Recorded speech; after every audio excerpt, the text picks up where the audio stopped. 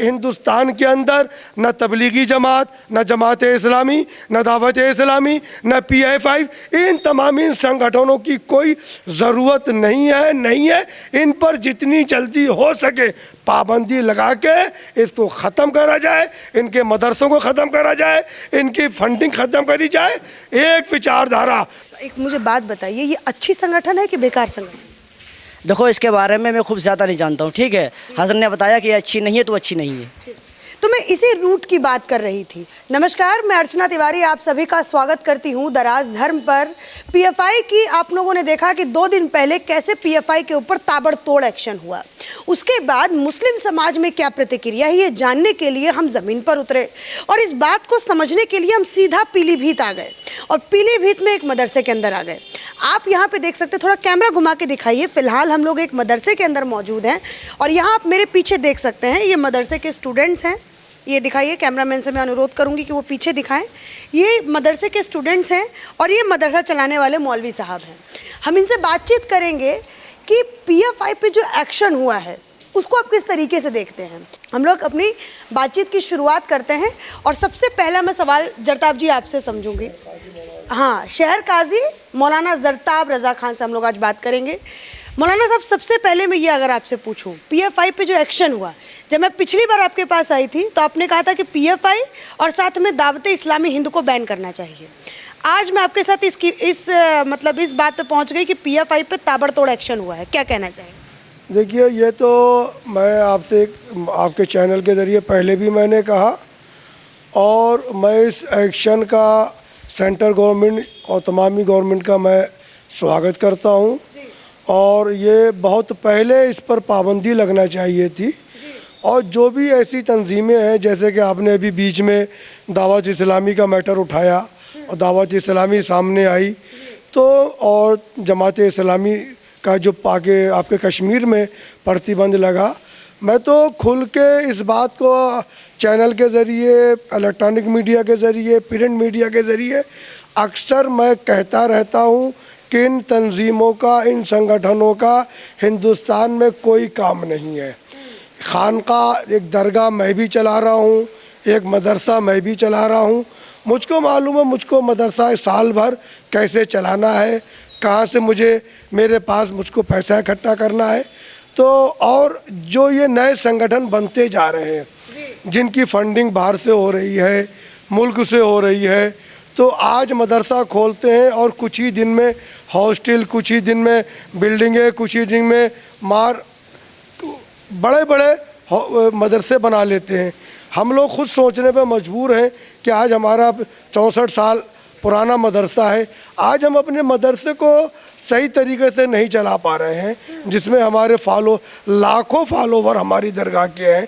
अभी 21 तारीख को कुल हुआ, मैंने आपको दिखाया, लाखों आदमी की भीड़ आई। अच्छा, अगर मैं बीच में आपको टोक रही हूँ जरताब साहब, आपके पास अगर मैं पूछूँ कितने स्टूडेंट्स हैं लगभग?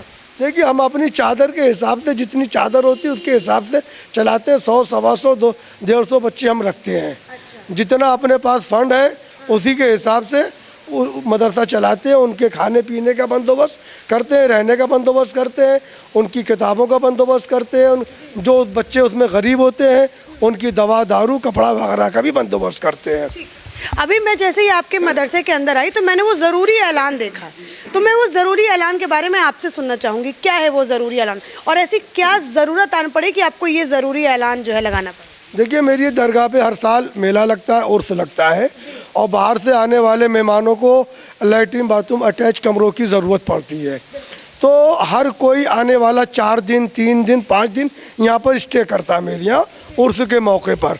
तो हर आने वाला आदमी चाहता है मुझको लैट्रिन बाथरूम अटैच कमरा मिले।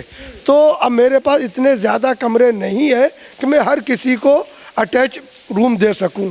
तो ये मैंने उनके लिए निकलवाया कि भाई, जो हजरात अगर उर्स के अय्याम में अगर लैट्रिन बाथरूम वगैरह अटैच रूम चाहिए, वो अपने वालिदैन के इसाले सवाब के लिए, पुण्य काम के लिए वो यहाँ पर अपनी तरफ से कमरा बनवा सकते हैं। तो मतलब आपने उनको कहा कि आप अपने हिसाब से कमरे बना सकते हैं क्योंकि हमारे पास उतनी हैसियत नहीं है। अच्छा, अब अगर मैं यहाँ से एक ये सवाल पूछूं कि वो मदरसे कौन है जहाँ पे इतनी सारी फैसिलिटीज़ हमें दिखाई देती है? आपने जैसे कहा कि होटल बन जाते हैं, अब कुछ ही दिनों में जो उनके मदरसे इतना वास्ट हो जाते हैं कि पूछिए मत। क्या उनको बाहर से फंडिंग आती है? क्या PFI पूरी तरीके से फंडिंग करता है? दावत इस्लामी जैसे हिंद जैसे जो संगठन है वो पूरी तरीके से फंडिंग करता है? देखिए मैडम, ये आपको अभी पीलीभीत से छोटा शहर है और 41 लाख रुपए एक महीने में पीलीभीत से इकट्ठा करके दावत इस्लामी वालों ने आगरा की बैंक में जमा करे। करोड़ों रुपए की फंडिंग, हर एक जितने भी ये संगठन बने हैं वो करोड़ों अरबों रुपए की फंडिंग हो रही है। प्रशासन, गवर्नमेंट ऑफ इंडिया को चाहिए, मोदी साहब को चाहिए, अमित शाह साहब को चाहिए और योगी आदित्यनाथ साहब को चाहिए ऐसे संगठनों पर पाबंदी लगाए। मुसलमान इससे जो वतन परस्त मुस्लिम है, जो देश से मोहब्बत करने वाला है, मौलाना फजल है खैराबादी की सोच विचारधारा रखने वाला आदमी, उनकी तायद करेगा, उनकी हिमायत करेगा, उनको सपोर्ट करेगा। ये वही लोग चीखेंगे जो अंडरग्राउंड उसकी सपोर्ट कर रहे हैं, अंडरग्राउंड उनकी फंडिंग कर रहे हैं।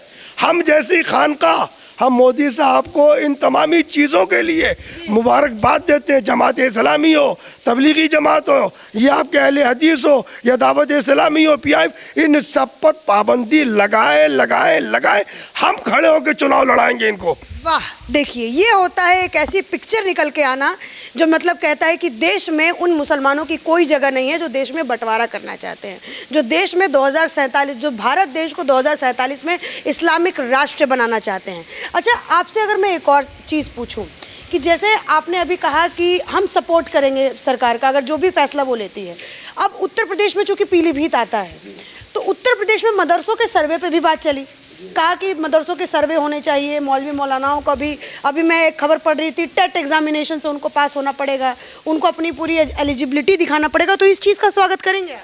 देखिए, मैं तो इन चीज़ों का कायल ही नहीं हूँ जितना ये मदरसे को फंडिंग दे रहे हैं और जो 5000 से ऊपर मदरसे जो ग्रांट पर हैं, वो मैं तो कहूँगा ये सब बंद करें। इनकी आड़ों में पता नहीं क्या क्या काम हो रहा है। ये सारी फंडिंग का सारा मामला ख़त्म करें।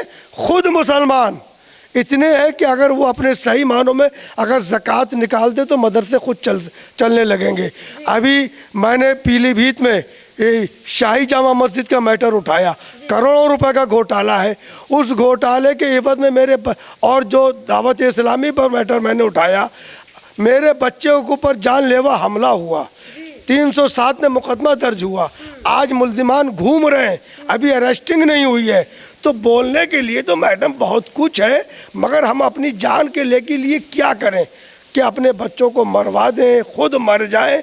हमें अगर गवर्नमेंट हमको अगर सपोर्ट करे तो हम बहुत कुछ करने के लिए तैयार हैं। बीजेपी के लिए हम खुल के मैदान में आने के लिए तैयार हैं। बस आपको सपोर्ट चाहिए। सपोर्ट चाहिए गवर्नमेंट की, हमको बीजेपी की।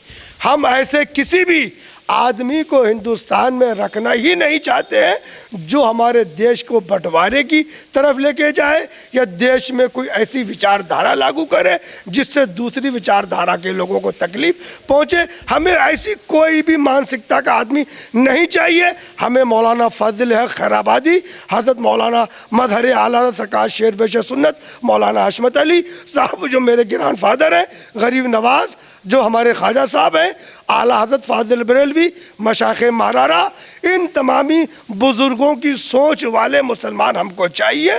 ऐसा मुसलमान हमको नहीं चाहिए जो हमारे देश का, हमारे वतन का बंटवारा करे।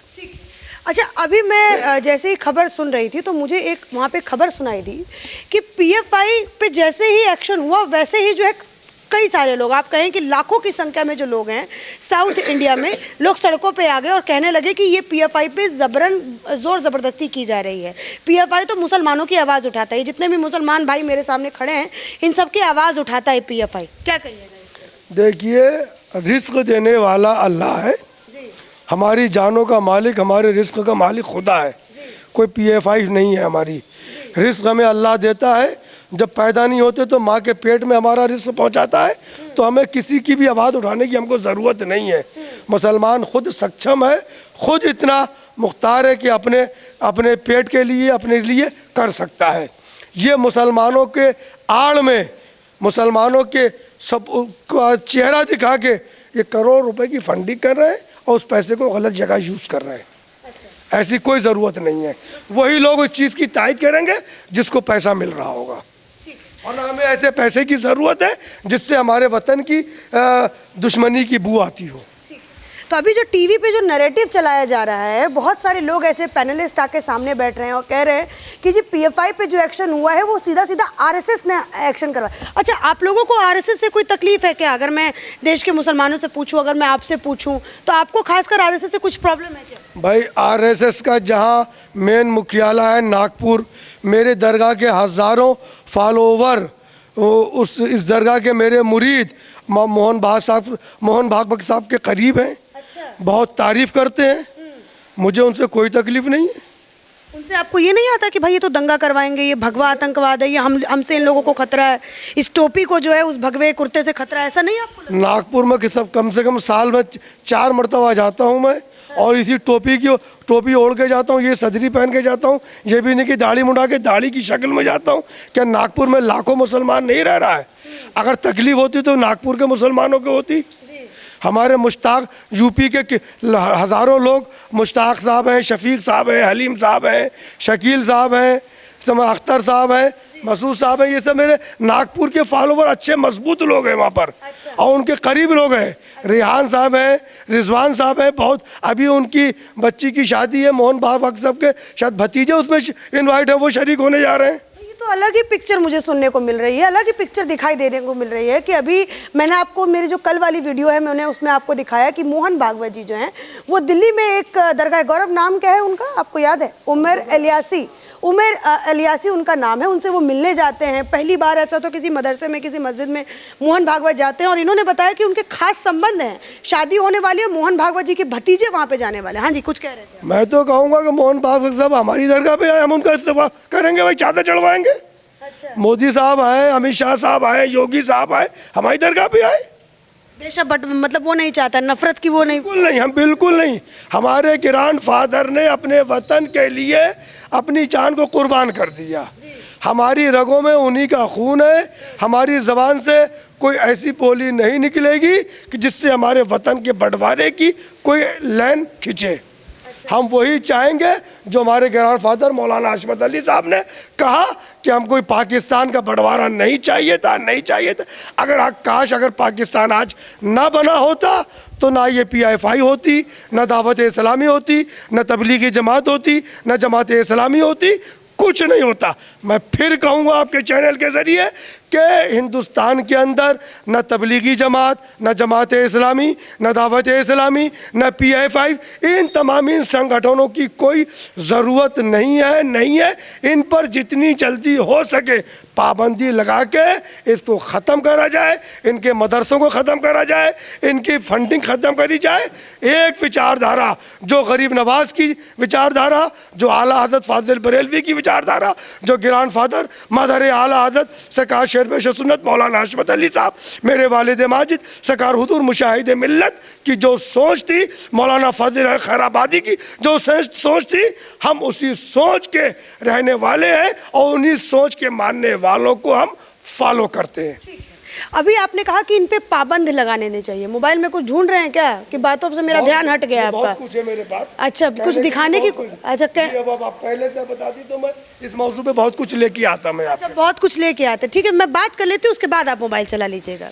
मैं आपसे ये कह रही थी कि अभी आपने जैसे कहा कि PFI वगैरह पे पूरी तरीके से कंट्रोल करना चाहिए, बैन करना चाहिए, तो क्या ऐसा पॉसिबल है? सिमी भी तो कभी बैन हुआ था, सिमी बैन हुआ तो उसके बाद PFI आ गया। अगर PFI बैन कर देंगे तो भाई कोई नया संगठन आ जाएगा, ZFI आ जाएगा, कोई आ जाएगा SFI आ जाएगा, ऐसे करके नए नए संगठन बन जाएंगे। तो कैसे तह तक कैसे पहुंचा जाए? थोड़ा सरकार को नसीहत दीजिए कि रूट को कैसे ख़त्म किया।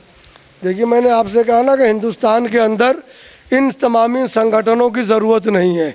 जो संगठन बने, भाई एक रूल बनाते कि अब कोई भी संगठन नया नहीं बनेगा। गरीब नवाज हमारे यहाँ पर हैं, आला हज़रत हैं, मेरे ग्रैंड फादर सरकार शेब सुन्नत मौलाना हशमत अली साहब, साबिर पाक, वारिस पाक, आला हज़रत, मशाख़ मारारा, मशाख़ कचौचा, मखदूम समना, जब यहाँ पर हैं, क्या इन्होंने इस्लाम की तबलीग नहीं करी है? क्या इन्होंने मुसलमानों को नमाज के बारे में नहीं बताया? क्या इन्होंने मुसलमानों के लिए आवाज़ ना उठाई? किसने नहीं? और जो आज पुराने मदरसे हैं या उलमा है, क्या ये लोग मुसलमानों की के लिए आवाज़ नहीं उठा रहे? क्या नया ही संगठन आवाज़ उठाएगा? नई सोच वाले मुसलमानों को आगे बढ़ाएंगे? क्या पुराने लोग क्या मुसलमानों को भूल जाएंगे क्या? इन तमामी संगठनों की मैडम ज़रूरत नहीं है। कहीं ना कहीं आप फिर देखिएगा, ये जो मैंने दावत इस्लामी के ख़िलाफ़ आवाज़ उठाई थी, आप नहीं, अगर मैं ज़िंदा रहा, आप ज़िंदा रही, मालिक सबको ज़िंदा रखे सेहत के साथ में, ये एक दिन फिर अब दावत इस्लामी पर पाबंदी लगना है, लगना है, लगना है। मगर हाँ, कोई बड़ा अब किसी और बड़े हादसे का इंतज़ार गवर्नमेंट कर रही है। हादसे का इंतजार करें। कितना मिनट का हुआ है आकाश, मगर आपसे पूछूं तो 15 मिनट का हुआ है। थोड़ा सा हम मदरसों के बच्चों से भी बातचीत करते हैं कि जी दरगाह का भी ले लेंगे। कौन बात करेगा जो सबसे? तुम लग रहे हो मुझे थोड़े समझदार। इधर आओ, इधर आओ, इधर। हाँ आओ, इधर इधर आओ। नाम बताओ, तुम्हारा क्या है नाम? मोहम्मद हसन। अच्छा, बड़ा ये आप लोग देखते होंगे कि यूट्यूब वगैरह पे बड़ा वायरल होता है कि मदरसों के बच्चों से ये पूछा जाता है कि देश के प्रधानमंत्री का नाम बताओ। तो मैं आपसे ही पूछूंगी, देश के प्रधानमंत्री का क्या नाम? पीएम मोदी। ये तो मदरसे में पढ़ा लिखा बच्चा, जरताब जी का बच्चा है भाई, तो पढ़ा लिखा कैसे नहीं होगा? राष्ट्रपति का नाम बताओ। अरे आप नहीं, पीछे से आप नहीं बताएंगे। नहीं बनी है, बताइए नाम बताइए। अब बड़े से पूछ लेती हूँ, बड़े से। ठीक है, छोटा बच्चा इधर आइए, आप आइए, आप आइए, इधर आइए, इधर आइए, इधर आइए, इधर आइए, इधर आइए। पूछिए मत, चीटिंग करने की जरूरत नहीं, इधर आइए, आइए। क्या नाम? नाम क्या है? उबैदुर रज़ा। अच्छा, आपका नाम? अच्छा, अगर मैं ये पूछूं कि राष्ट्रपति का क्या नाम है? नरेंद्र मोदी। राष्ट्रपति पूछ रही हूँ, प्रधानमंत्री योगी, सॉरी। क्या पढ़ाते हैं जरता साहब? आप एक बात बताइए, मुख्यमंत्री का नाम क्या है यूपी के? मुख्यमंत्री? हाँ, योगी कौन नाम है? है। योगी हैं। योगी। पीछे से आवाज आ गई क्या? ना। अच्छा, पीछे से आवाज आई। इधर आइए, इधर आइए, आप आइए आगे, आप आगे आ जाइए। नाम क्या है? मोहम्मद सलमान रज़ा। अच्छा, एक बात बताइए, देश में क्या चल रहा है फिलहाल? बहुत कुछ चल रहा है। बहुत कुछ, जैसे क्या क्या चल रहा है? हम लोगों की पढ़ाई चल रही है। तालीम कैसे हासिल करेंगे? पहले तालीम हासिल करेंगे, सियासत खेलना होगा तो बाद में खेलेंगे। तालीम हासिल। पहले तालीम तो हासिल। तालीम में तो ये पता होना चाहिए ना। सुनिए मेरी बात, प्रधानमंत्री कौन है, राष्ट्रपति कौन है, आपके प्रदेश का मुख्यमंत्री कौन है, ये तो पता होना चाहिए कि नहीं पता होना चाहिए? जरताब जी, मैं आपसे बिल्कुल पता होना चाहिए मैडम। मैक के सामने बच्चों को बोलना अभी अभी हम सिखा रहे हैं उनको, अभी सिखा रहे हैं। और एकदम आप मैक ले आके खड़ी कर देंगी तो बच्चे घबरा जाएंगे। हम जैसे के सामने मैक 10 मैक ला के खड़ा कर दीजिए। अच्छा, हाँ, तो आप हमसे सवाल। घबरा गए बच्चे लोग, आप लोग घबरा गए। वैसे नाम याद है आपको राष्ट्रपति का? किसको नाम पता है राष्ट्रपति का? आगे आइए, आगे आइए, आगे आइए। नाम बताइए पहले अपना। मोहम्मद तहवीर रज़ा। अच्छा, आपसे मैं पूछूंगी कि चलिए ठीक है, राष्ट्रपति का ही नाम बता दीजिए। रामनाथ कोविंद। रामनाथ को नहीं बने हैं, मुर्मू जी बनी है। ठीक है, द्रौपदी मुर्मू नाम है उनका। आदिवासी महिला है, पहली बार ऐसा हुआ है कि आदिवासी महिला अब राष्ट्रपति बनी है। ये देश का एक गौरव की बात है, ये आप लोगों को पढ़ना चाहिए, ये भी एक चीज़ पढ़ना चाहिए। अच्छा, पीएफआई जानते हैं क्या होता है? जी। क्या है पीएफआई? एक संगठन है कैसी संगठन है? जो मुसलमानों की आवाज़ उठाता है। लीजिए जरताब जी, मैं अब क्या बोलूँ? हाँ, ना, वो अपने खास मुसलमानों जो जो उसमें शामिल हैं उनकी आवाज़ उठाता है। हमारे लोग की आवाज़ हमारे हजरत उठाते हैं। अच्छा जी। एक मुझे बात बताइए, ये अच्छी संगठन है कि बेकार संगठन? देखो, इसके बारे में मैं खूब ज़्यादा नहीं जानता हूँ, ठीक है। हजरत ने बताया कि ये अच्छी नहीं है तो अच्छी नहीं है। तो मैं इसी रूट की बात कर रही थी। मैं आपको इस बात से मेरा कोई मकसद नहीं था कि मैं किसी बच्चे को जाके बात करूं या फिर उसको मैं उस तरीके से करूं, सबके सामने उसको मैं डीमोटिवेट करूं। मेरा सिर्फ एकमात्र इतना मकसद था कि ऐसे ही लोग होते हैं जिनको भड़काया जाता है और जिनको ब्रेन वॉश किया जाता है। आज उनके जो टीचर कहेंगे वो मानने के लिए बच्चा तैयार है, और ऐसे तमाम हमारे देश में मुसलमान बच्चे हैं जो अपने टीचर की बात को मानने के लिए तैयार है। मैं मुस्लिम बच्चों माइंड वॉश बड़े आसानी से हो जाता है, तो शायद इसीलिए पीएफआई जैसी संगठन, दावत इस्लामी जैसी संगठन उनका माइंड वॉश करके उनको अपनी तरफ ले लेती है। मेरी बात में सच्चाई है कि गलत है मेरी बात? बिल्कुल, ये तो मैं आपसे पहले भी कह चुका हूँ। नौजवान तबके की तरफ उनका जहन होता है, उनको पकड़ते हैं। 20 से 25 साल, 17 साल, 15 साल के एज के लड़कों को पकड़ते हैं, बूढ़े लोगों को नहीं पकड़ते। उन्हीं को अपने संगठन में शामिल करते हैं और उन्हीं को ही अपने मफाद के लिए, अपने मकसद के लिए, अपनी सोच के लिए, अपनी विचारधारा के लिए उन्हें इस्तेमाल करते हैं। इसी के साथ मैं मदरसे के अंदर से आप लोगों को ये कवरेज दे रही थी और मैंने आपको ये बताने की कोशिश की कि आखिर जड़ क्या है। पीएफआई, दावत इस्लामी, ऐसे तमाम संगठन हैं जिनका मुझे भी खुद नाम याद नहीं है, मुझे एक बहुत बड़ा पर्चा लेना पड़ेगा और उस पर सब नाम लिखना पड़ेगा कि ऐसे कितनी संगठन है। वो सारी संगठन नौजवानों को टारगेट करती हैं और उनको अपने शिकंजे में लेने की कोशिश करती हैं। इसी के साथ धन्यवाद।